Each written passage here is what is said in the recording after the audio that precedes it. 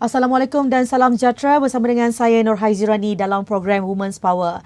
Baiklah penonton, penjawat awam wanita akan dibenarkan bercuti tanpa gaji sehingga 5 tahun untuk menjaga anak angkat atau anak tiri mereka di bawah satu peraturan yang berkuat kuasa bermula 1 Januari.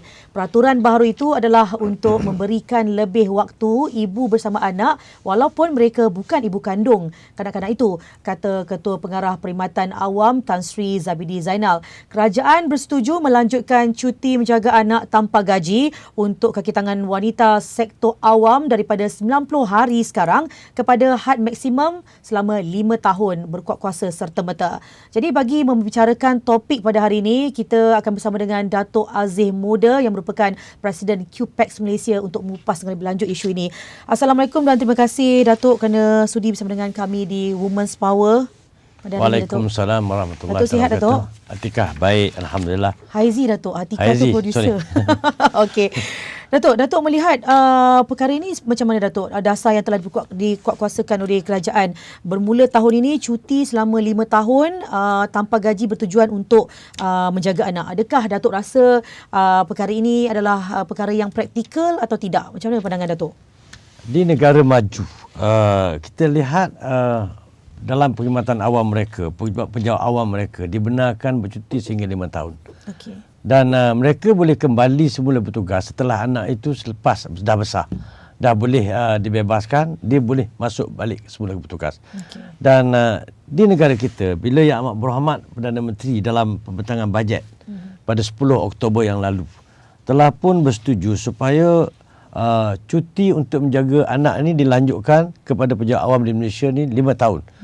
Bermula daripada selepas mengambil cuti bersalin sehinggalah 90 hari sehinggalah tempoh 5 tahun dia boleh untuk mengambil pelepasan cuti tanpa gaji bagi menjaga anak dan dia boleh kembali semula bertugas. Ini maksimum. Dan dia boleh mengambil sebulan ataupun setahun ataupun 2 tahun. Itu terpulang kepada mereka lah. Dan QPEX melihat apa yang diperkenalkan oleh kerajaan kepada pekerja wanita dalam sektor awam ini adalah amat bagus kerana dia ada imbangan di antara kekeluargaan dan kerjaya. Ibu-ibu yang bekerja hari ini 60% pekerja wanita. Betul. Dan wanita. Anak-anak ini perlu menyusu. Dan anak-anak ini perlu penjagaan. Dan kita tak nak suatu hari hari ini dia melahirkan bayi mereka. Selepas 90 hari dia dijagai oleh oleh pembantu-pembantu warga asing. Penjaga-penjaga warga asing. Tidak ada kasih sayang. Dan kalau inilah trend kita nak pergi kepada negara maju, akhirnya hubungan kekeluargaan itu tidak wujud. Okey, Datuk, ada setengah pihak mengatakan berpendapat di mana cuti telah diberikan dengan gaji selama 90 hari untuk ibu yang telah bersalin, macam orang bersalin. Jadi dilanjutkan sehingga 5 tahun. 5 tahun ni tanpa gaji. Okey, tidakkah Datuk rasa pendapat Datuk setengah pihak mengatakan yang sebenarnya macam dah bagi pampers sebab kita dah terlampau banyak sangat cuti, ditambah lagi dengan cuti macam ni walaupun dengan niat untuk kita memudahkan ibu dari segi penyusuan apa semua terhadap menjaga anak. Pendapat Datuk macam mana Datuk tentang isu ini Datuk? Pertama saya nak mengajak semua pihak lah untuk kita melihat secara positif dan kita tidak melontarkan perkara yang negatif. Dan kalau kita bercakap dari segi human rights, hak kebebasan seseorang itu, dan sudah tentulah ibu dengan anak ni ada hak di mereka. Dan apa yang kita kena faham ialah apabila seseorang mengambil cuti tanpa gaji, dia akan hilang dari segi jumlah ganjarannya. Pensionnya juga akan sedikit terjejas lah kan di akhir perkhidmatan. Tetapi ini satu pengorbanan untuk ibu dengan membesarkan anak-anak. Dan yang kedua, kita kena lihat bahawa situasi di mana seseorang pejabat awam yang tidak dibenarkan untuk menjaga anak ataupun sepenuh masa, dia tak boleh fokus pada kerja dia kerana dia ingatkan anak dia nak menyusu, time dia menyusu berapa kali sehari. Jadi ini juga akan terbantuk dari segi produktiviti. Lebih baiklah kerajaan memperkenalkan dasar ini dan ada orang lain boleh mengambil alih kekosongan dan tempoh. Sebab itu dibuat 5 tahun. Supaya ada individu yang lain boleh mengisi kekosongan itu. Dan sebab itu seseorang pegawai yang telah diberi cuti bersalin ini, apabila mereka nak masuk balik semula bertugas, mereka kena notis lebih awal. Dan kalaulah tak pada tarikh yang diminta tu, ada pegawai yang masih bertugas, dia tak semesti balik pada tarikh itu, dia akan ditetap pada satu tarikh yang lain. Ini peluang. Artinya kalau kita bercakap dari segi produktiviti dan juga prestasi jabatan dan agensi, dia tidak akan terjejas. Kerana akan ada pegawai lain yang akan mengambil alih. Kan? Dan kepada keluarga yang melahirkan anak ini merupakan peluang untuk dia nak mewujudkan kasih sayang di antara anak dan juga ibu serta keluarga dia. Okey, Datuk, ramai wanita sekarang ni berkejaya dan sebahagian daripada mereka adalah ibu. Wanita ibulah yang dah mempunyai anak. Tujuan bekerja untuk bantu suami yang especially yang bergaji kecil atau sekiranya mereka bercuti dalam tempoh lama tanpa gaji, jadi pastinya punca pendapatan kat situ akan sedikit terjejas, Datuk. Jadi adakah wanita ni mampu untuk meneruskan hidup tanpa punca pendapatan setiap bulan, sebab kita pun dah sedia maklum cuti 5 tahun tu memang tanpa gaji. Jadi Datuk lihat senario ni macam mana, Datuk? Sebenarnya KIPAC melihat dalam sudut yang berbagai. Okey. Pertama, pegawai yang terlibat, ibu-ibu ni, pegawai wanita yang terlibat dia kena merancang lah. Kalau apabila dia mengambil cuti tanpa gaji, dia tidak boleh menyara kehidupan keluarga dia, membantu suami dan sebagainya, dia tak perlu ambil. Dia bukan kata wajib kena ambil, tidak. Dia boleh buat pilihan sama ada nak ambil tak nak ambil.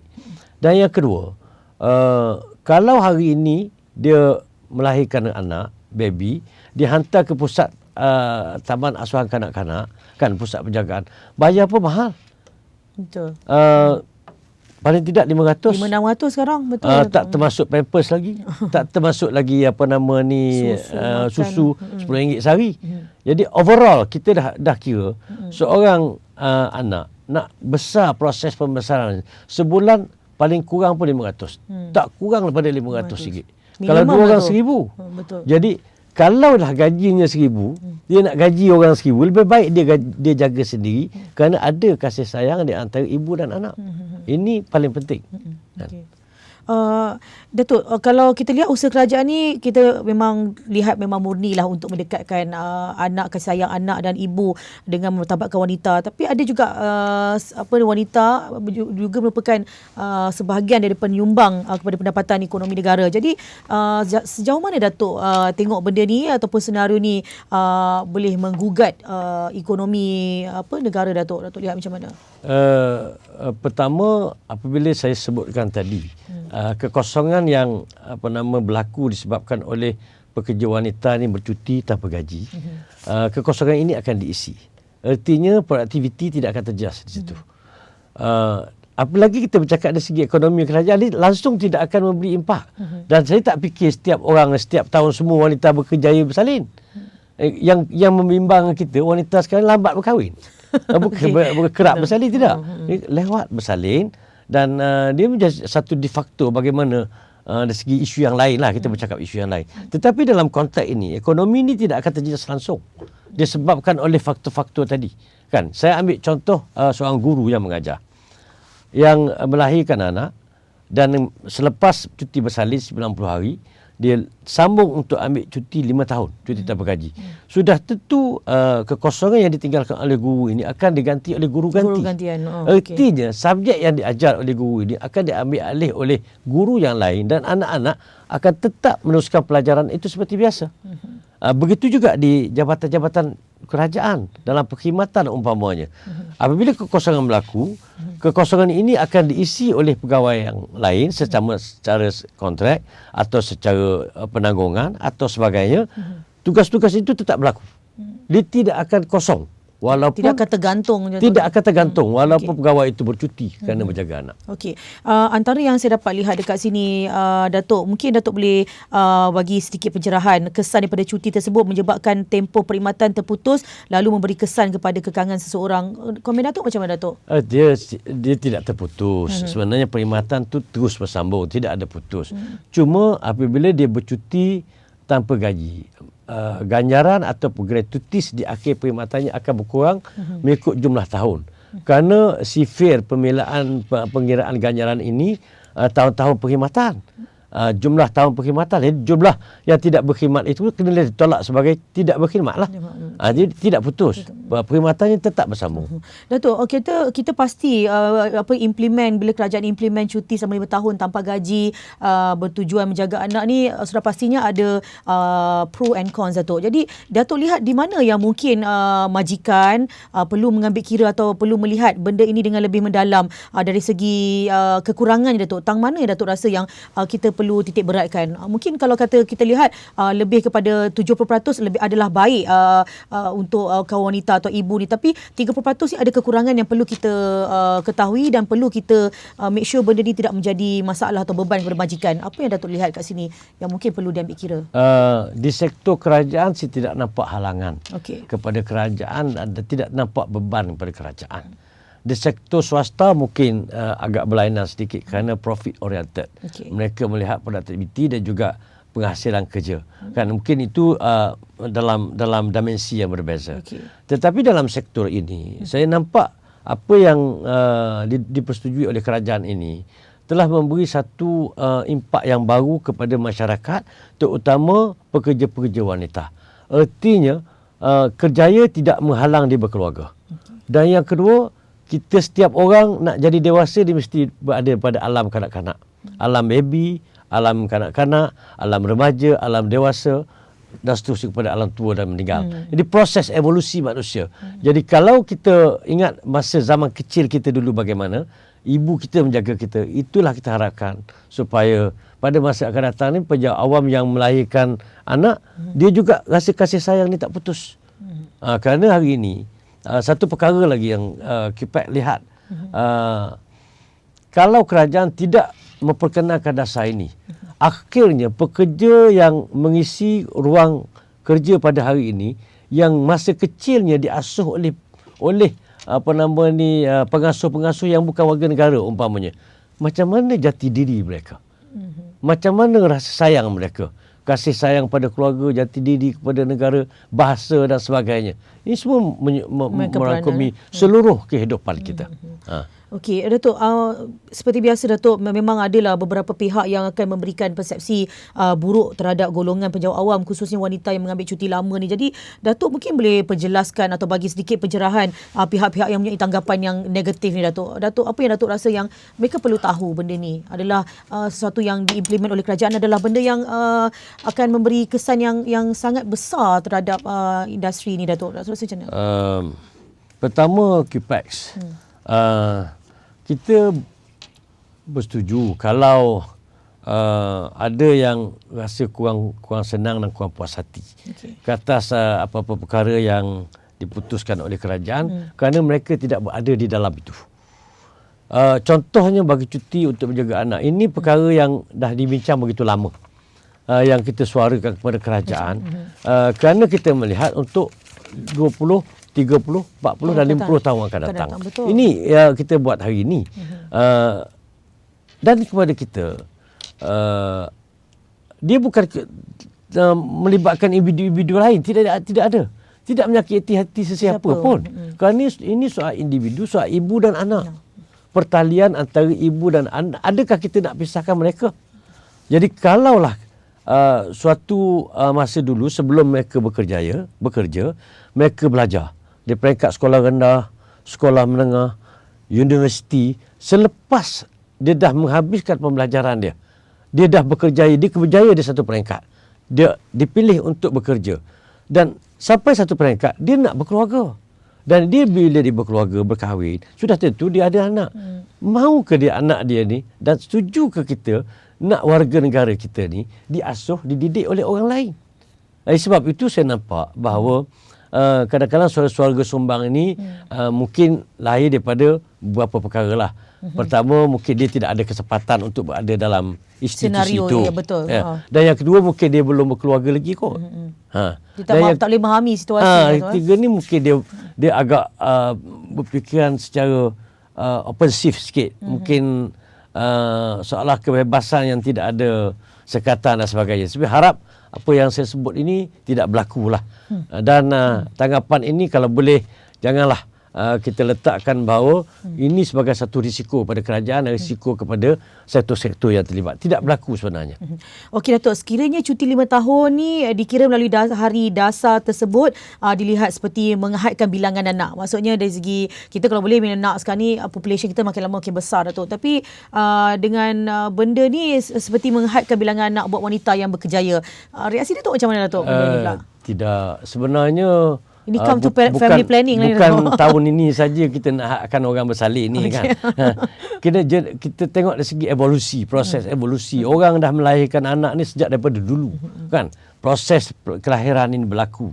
Dan saya nak sebut ini kerana kumpulan pelaksana, contohnya kumpulan yang bawah ini, memang mereka tidak ada harta tapi mereka mempunyai anak yang ramai. Kerana anak itulah mempunyai aset harta kepada mereka. Dan overall kalau pekerja ni dah bersalin, kerap kali nak bersalin kan, dia perlu merancanglah masa dia kan. Jadi dia kena reda lah. Dia tak boleh nak kata kerana dia tak ada hak sebenarnya. Terpulang dia nak bersalin sampai anak berapa orang tu, itu terpulang pada dia, tidak masalah. Okey. Datuk, dasar ni lihat seperti kerajaan mendiskriminasi Datuk penjawat awam dengan peserta pekerja-pekerja sektor swasta dengan menghadkan kemudahan ni cuma kepada sektor awam saja. Jadi Datuk sendiri daripada QPEX, macam mana Datuk lihat isu ni Datuk? Mampukah majikan dekat sektor swasta memberikan kemudahan seperti yang dilakukan oleh kerajaan? Macam Datuk mention tadi lah, macam kalau swasta ni lebih pada profit oriented. Jadi komen Datuk, adakah sepatutnya benda ni diimplement kepada sektor swasta juga Datuk sebenarnya? Sebenarnya kerajaan ni adalah majikan kepada pekerja dalam sektor awam. Okey. Di pihak swasta, agensi swasta adalah majikan kepada pekerja mereka. Jadi keputusan ini ada dua perkara. Kerajaan buat keputusan pertama atas sifat dia sebagai kerajaan, dan kedua kerajaan sebagai majikan. Dan kalau kita nak kata apa yang diimplementasi oleh kerajaan perlu diimplementasi oleh sektor swasta, tidak boleh. Kerana dia mempunyai mekanisme yang berbeza-beza.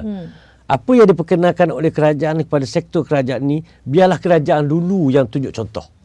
Kalaulah ini bagus, mungkin pada masa akan datang boleh dilaksanakan di pihak swasta. Dan kalau kita nak bercakap soal negara maju, kita mesti ada pemikiran yang maju, look forward, kita mesti ada sangka baik, dan kita mesti profesional, be professional. Jangan petikan benda yang belum berlaku. Kan? Tengok apa yang berlaku, apa yang dilaksanakan ini, sejauh mana kebaikannya kan. Barulah kita kata ini bagus ke, ini tak bagus. Itu pada pandangan kita. Okey Datuk, sekiranya kaki tangan tersebut, kaki tangan awam ni mengambil cuti 2 tahun dan selanjutnya dah mempunyai niat untuk nak kembali bertugas balik, kaki tangan berkenaan layak menerima kenaikan gaji secara bersyarat selepas kembali bekerja. Jadi adakah ini salah satu pendekatan kerajaan bagi wanita berkerjaya untuk kembali ke pasaran kerja? Dia bukan bersyarat. Sebenarnya dia akan menikmati kenaikan gaji secara isyarat. Secara isyarat. Isyarat. Artinya dia naik gaji, tetapi dalam tempoh bercuti tanpa gaji dia tak ada dapat maksudnya gaji. tak layak lah untuk menerima. Tetapi bila dia kembali semula ke petugas, gajinya akan diselaraskan. Ini tidak ada masalah. Jadi orang kata fair lah.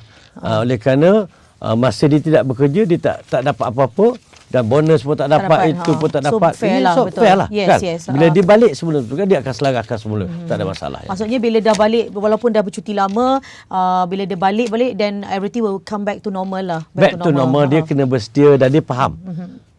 Of course, pegawai wanita yang berkerjaya ni dia faham situasi ini. Tidak ada masalah saya rasa dari segi ini. Okey. Datuk, bincang sekejap je dah nak habis. Datuk boleh bagi kesimpulan untuk perbincangan kita hari ini Datuk, apa yang Datuk rasa boleh kongsikan pada mereka yang bertanggapan anggapan negatif, yang mungkin kurang setuju dengan apa yang diimplement kerajaan. Mungkin Datuk boleh katakan sesuatu apa saja Datuk untuk isu pada hari ini Datuk. Pertama saya nak ucapkan terima kasih dan juga syabas kepada pimpinan kerajaan, khususnya Amat Berhormat Perdana Menteri yang memperkenalkan satu dasar yang baru untuk golongan wanita. Kita lihat dalam sektor korporat, kerajaan nakkan 30% wanita memegang jawatan-jawatan penting di peringkat agensi, di peringkat GSC, di peringkat tertentu. Dalam bidang yang lain kita lihat di Malaysia ni pekerja-pekerja lelaki ni semakin pupus. Yang akan mengambil alih kekosongan di peringkat sektor awam ni banyak pekerja wanita. Kenapa? Kerana pekerja yang lelaki ni di peringkat persekolahan saja mereka dah gagal dah. Dia tak pergi kepada institut pengajian tinggi dan sebagainya. Akhirnya kita nampak apa yang kerajaan lihat ni ialah pengiktirafan kepada wanita. Dan pengiktirafan ini juga kita lihat penting kepada sebuah keluarga. Bagaimana membina sebuah keluarga yang bahagia. Keluarga yang ada kasih sayang di antara anak dengan ibu, anak dengan bapa, anak sama-sama anak dan sebagainya. Dan kalaulah kerajaan membiarkan, membebaskan, tidak ada sekata tak boleh kerja, anak tak boleh jaga.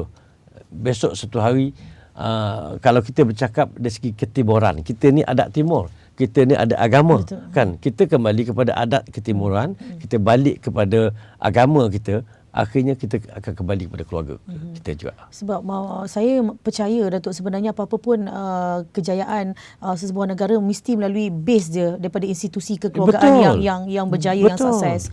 Okey, terima kasih banyak Datuk kerana sudi berkongsi dengan kami di Women's Power ni. InsyaAllah ada rezeki kita jumpa lagi Datuk ya. Okey, dengan itu sekian sahaja daripada saya Nur Haizirani dan kru penerbitan Women's Power. Sehingga kita berjumpa lagi dengan topik lebih menarik, lebih informatif dan teruskan melayari mobtv.my. Assalamualaikum dan